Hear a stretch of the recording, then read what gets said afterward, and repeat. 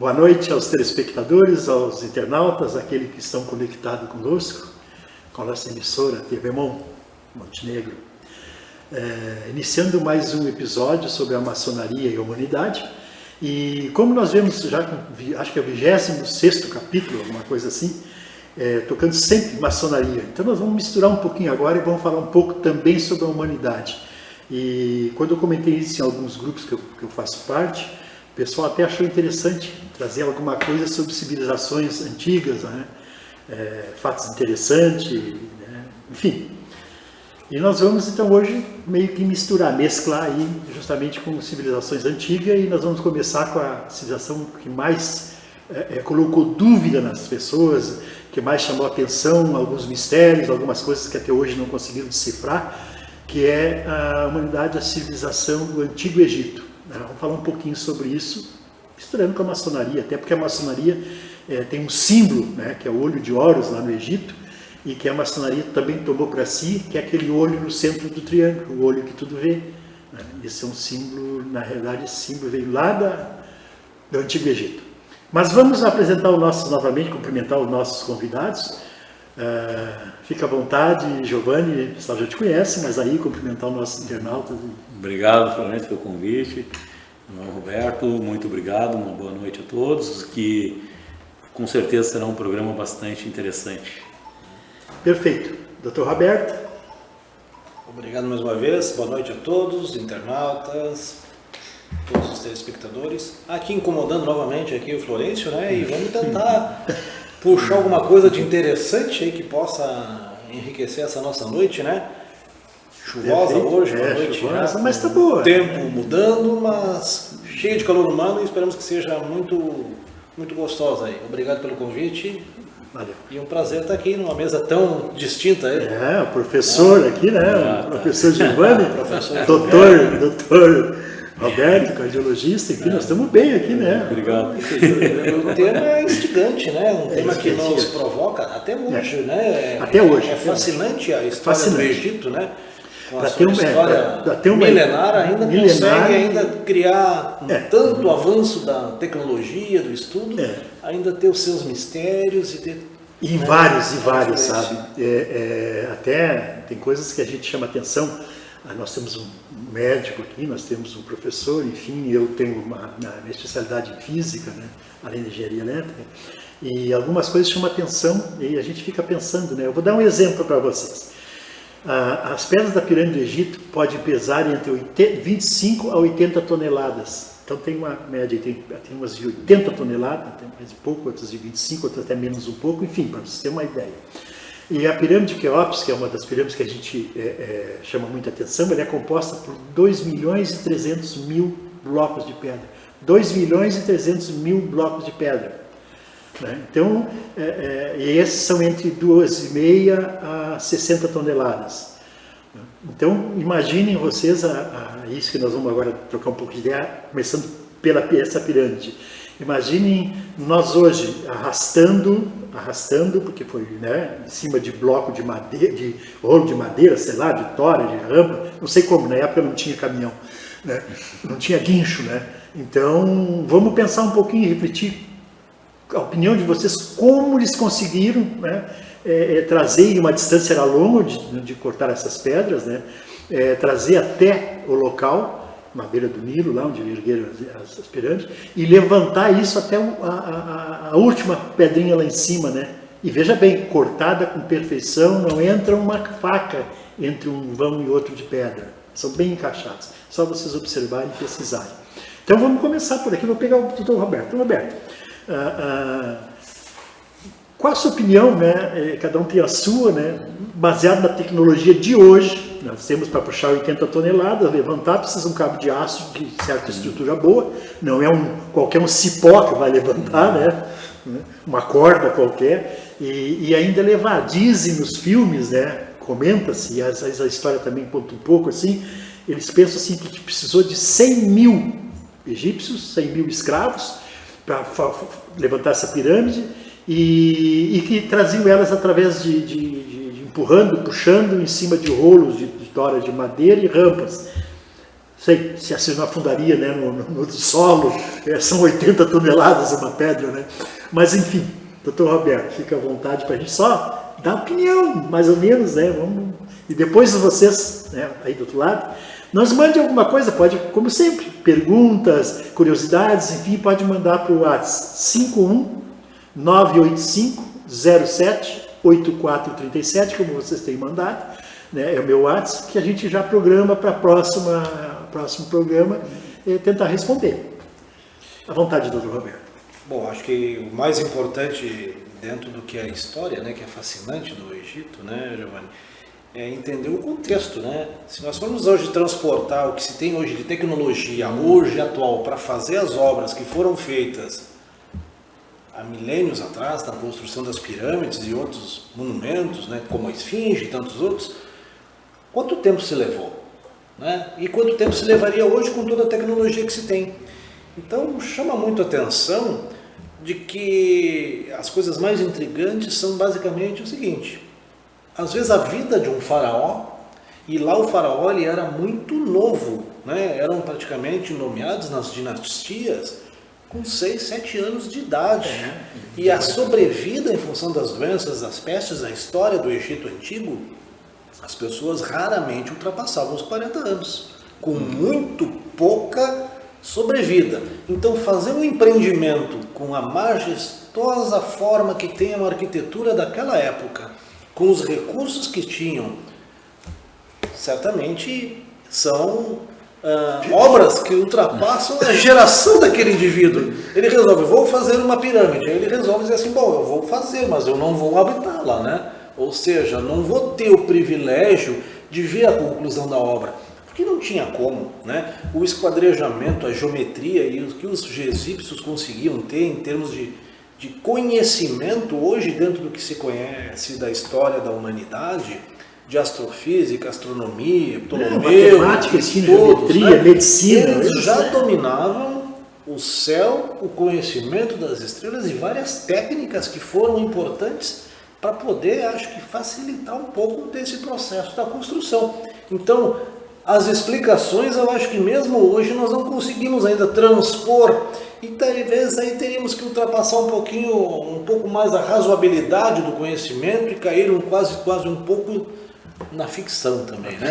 Então, eu acho que para a gente não perder o contexto, mas que é um tema fascinante que pode encher vários programas, né?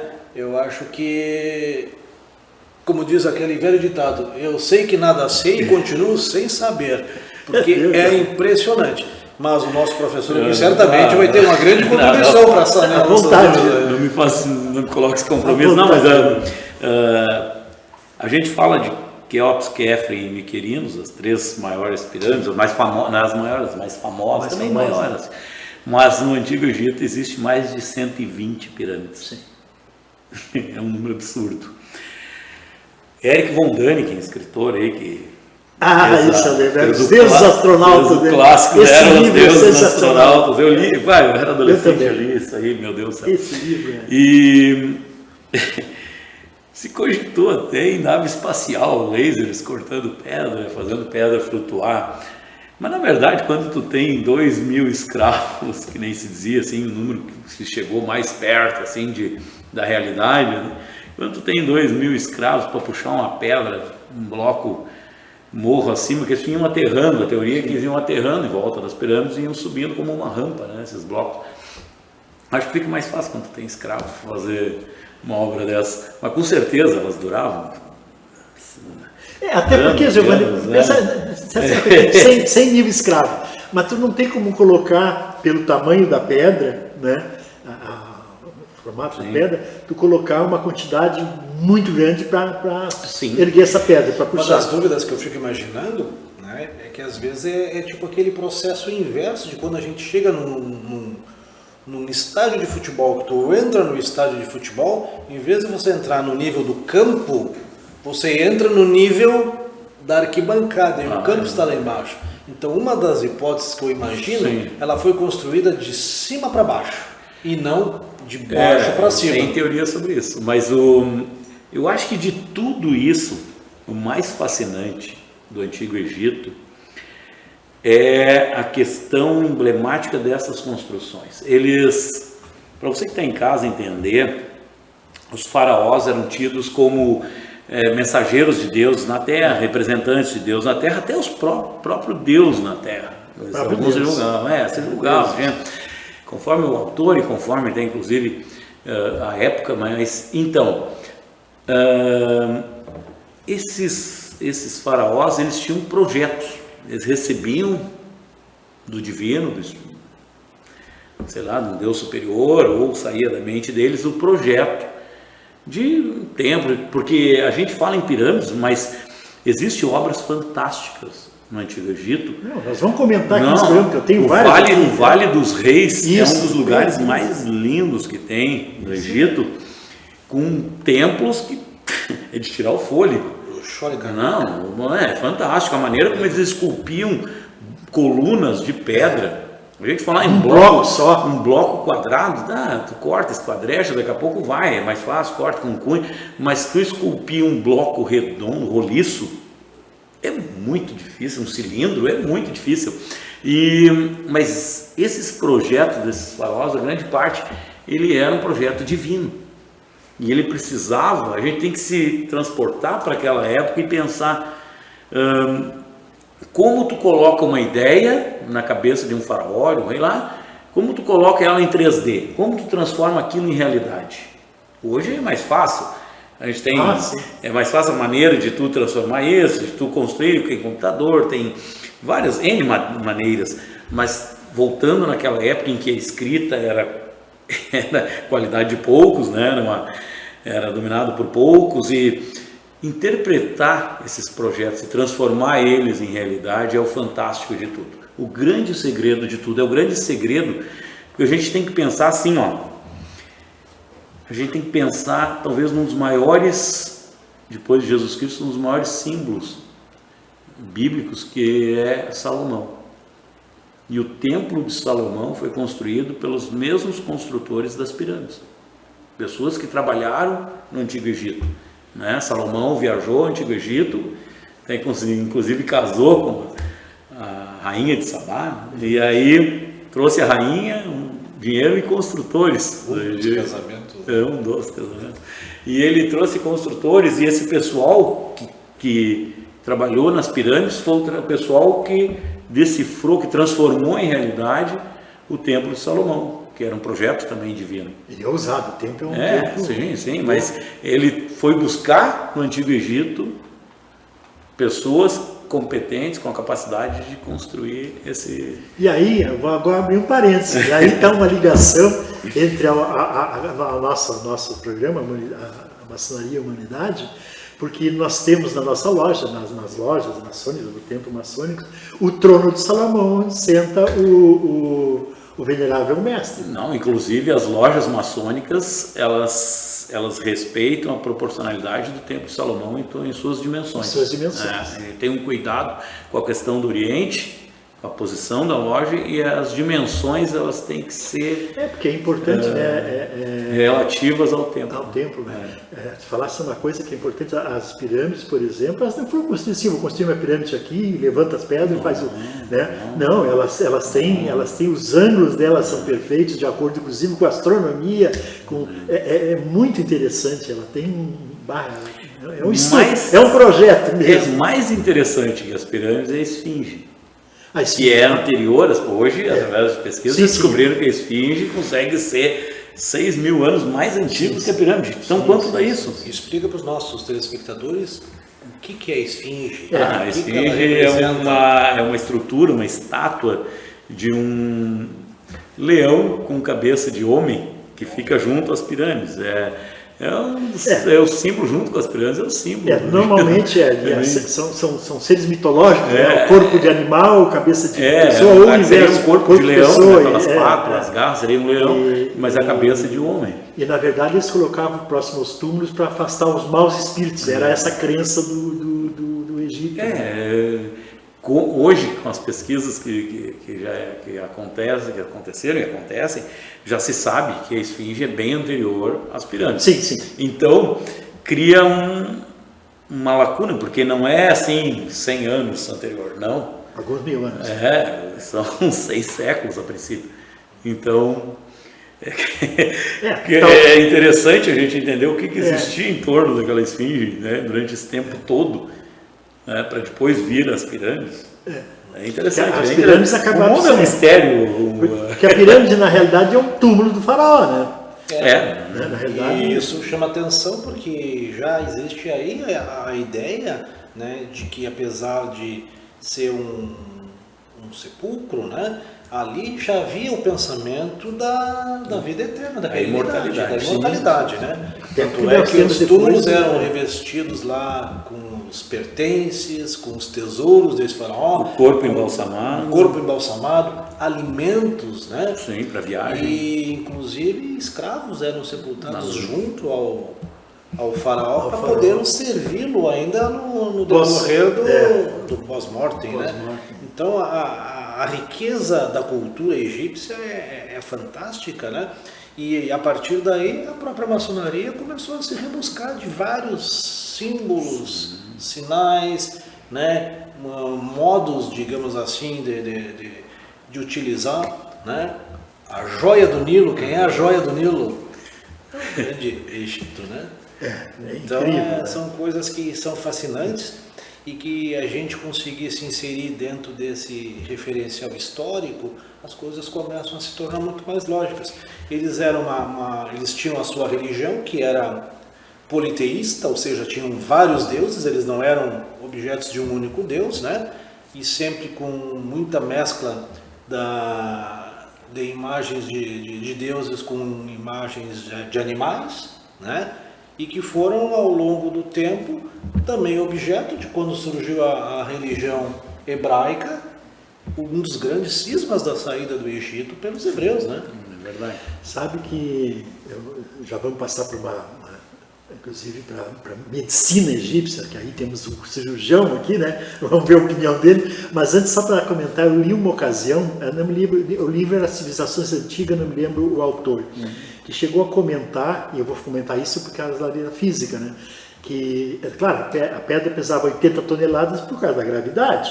O material dela composto, a gravidade faz o... Né? Von Däniken questionou. Tem questionado isso, mas não deixa de ser a gravidade, né? Senão nós estávamos flutuando, né? Na verdade estamos flutuando. E se nós sem gravidade flutuaríamos fora do espaço, no espaço, vamos dizer assim, né? Onde não há gravidade, essa pedra não pisaria nada, né? A princípio, né? Então por isso se leva para isso. E nós temos hoje, por exemplo, né? Eu não me lembro se o Job, mas quem conhece, por exemplo, um pouquinho, vai lembrar que dentro de um HD, né? Dentro do HD existe o disco rígido, e ele existe uns ímãs super potentes, né? E esse ímã, eles estão em cima de uma plaquinha de metal, eu não me lembro esse metal do que é, esse metal elimina a gravidade. Tu pode pegar em cima, virar ele aqui, ele cola que tu não arranca ele do metal, tem que arrastar. Agora, se tu botar assim, ele não tem nada de atração. Ou seja, aquele metal elimina a gravidade ali, elimina o campo magnético, vamos dizer assim, tá? Que a Terra, a gravidade está baseada no campo magnético. Então ele elimina o campo magnético. Então, nesse livro dizia que eles conseguiriam eliminar o campo magnético ao torno da pedra através de alguma ciência, mas é difícil, né? Mas é uma teoria, né? Eu ainda acho que os escravos fazem isso. Eu sou mais o que diz a história, é o que diz a história, né? Eu sempre acho, a gente como maçom, a gente tem uma visão de mundo, a gente constrói uma visão de mundo assim, em que nada é ortodoxo, né? As coisas não são encerradas, né? As coisas não se bate o martelo se isso é assim. Não, a gente está sempre aberto, a gente vai sempre tendo surpresas. Há um tempo atrás eu via dizer que banho de porco era prejudicial para minhas coronárias, né? Aí hoje eu já estou olhando, vendo, lendo e pesquisando, já vejo que de repente não é tão ruim assim. Mas então, desculpa a brincadeira, doutor, mas assim, ó, o que acontece? Eu vou só dar um calorão. Bom, o que acontece? A gente precisa entender bem essa maneira como o povo egípcio ele lidava com a vida. As práticas de medicina eram extremamente avançadas no Antigo Egito e de repente se perdeu, esse conhecimento se perdeu, teve momentos na história que se perderam, e depois foi rebuscado, foi reconstruído isso, mas essa relação da vida, da morte, da medicina, da arquitetura, ele faz a gente pensar sobre o povo egípcio como uma civilização do passado, mas bastante evoluída. A gente tentar encaixar isso, é preciso, você que está em casa entender, né? É preciso se transportar para aquela época. E lembrando que não tinha nada dessa tecnologia nenhuma. Com as informações que nós temos hoje sobre esse povo, é simplesmente fantástico a maneira como eles viviam. É fantástico. Por exemplo, na medicina, e aqui nós temos um cardiologista, um doutor, né? Eles já tinham conhecimento, usavam o acetilsalicílico. Usava essa?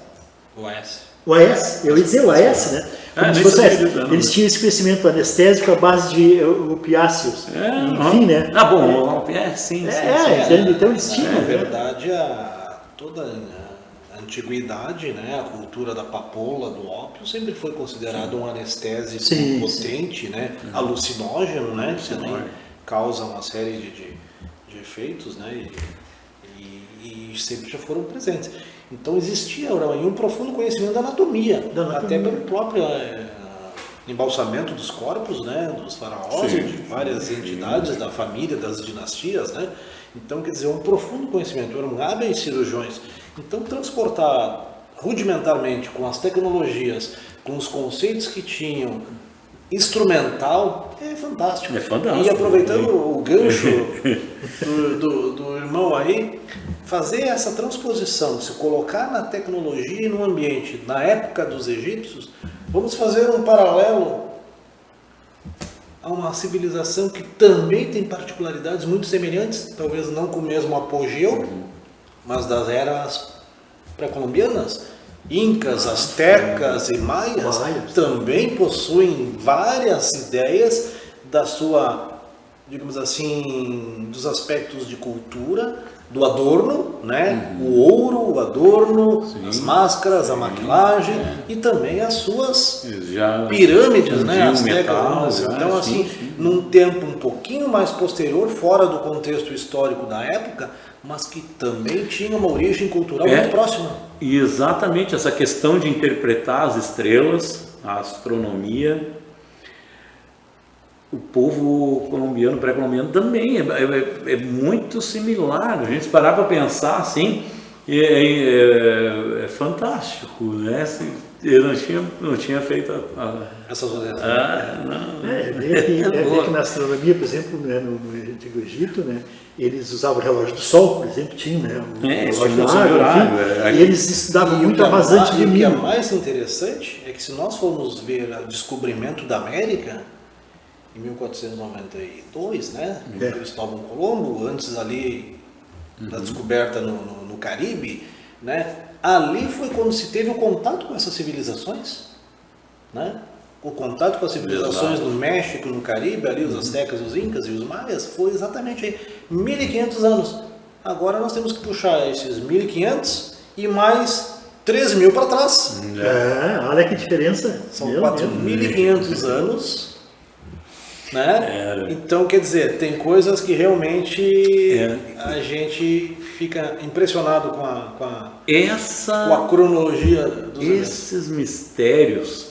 Quando a gente começa a estudar civilizações, eu sou professor de arte, mas tenho especialização com história da arte, estou fazendo uma especializaçãozinha e eu gosto, é uma parte que eu gosto da história, né? Então, mas com relação às civilizações, sempre é muito importante a gente se transportar. Tu tem que te transportar, imaginar naquela situação. Sem aquele ferramental todo, sem essa tecnologia toda. A agricultura egípcia também era um absurdo.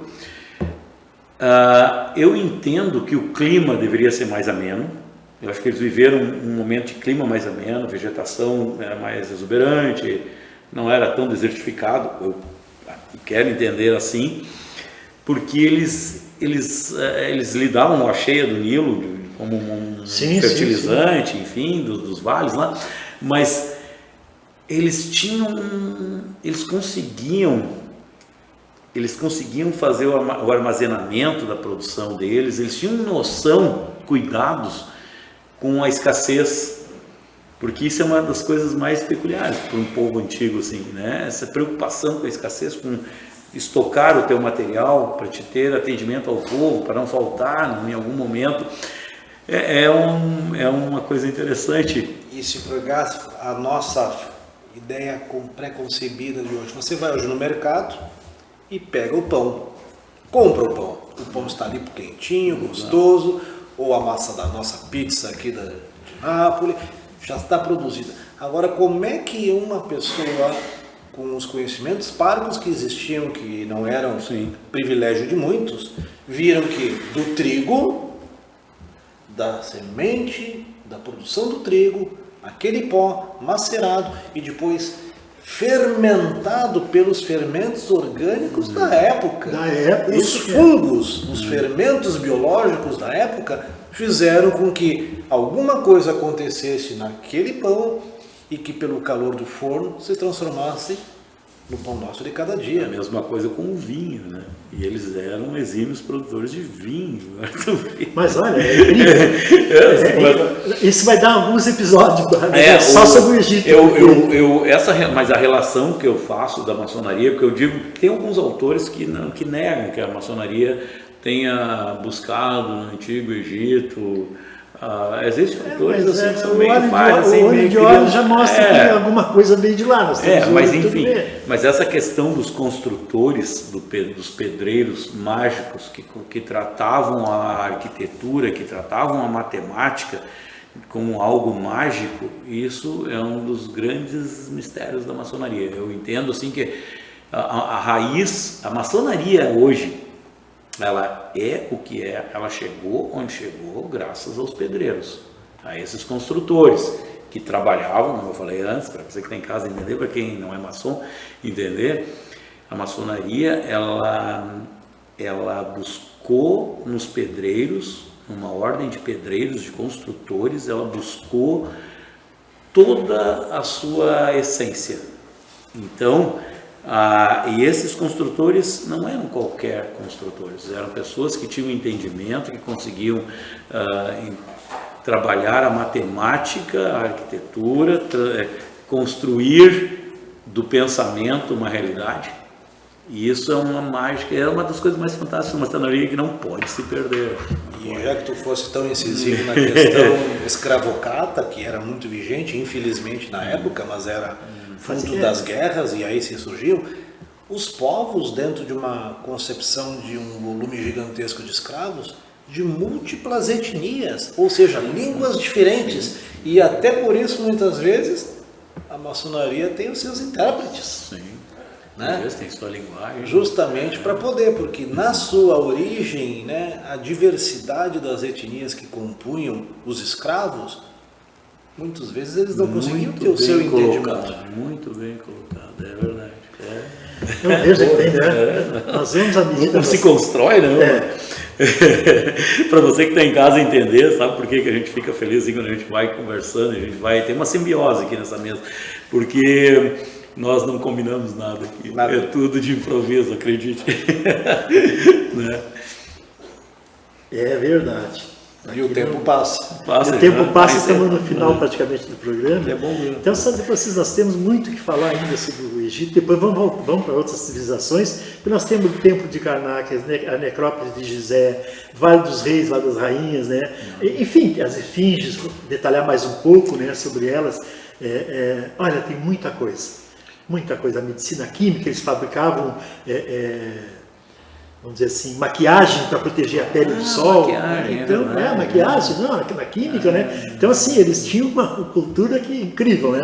Mas, enfim, estamos chegando no fim do nosso programa. O Einstein fala uma coisa sobre tempo que é interessante. Quando ele estava tentando explicar a teoria da relatividade, ele disse assim, para você entender, e isso é o nosso programa que passa tão rápido, 1 segundo com o dedo na chapa de um fogão representa praticamente 1 hora.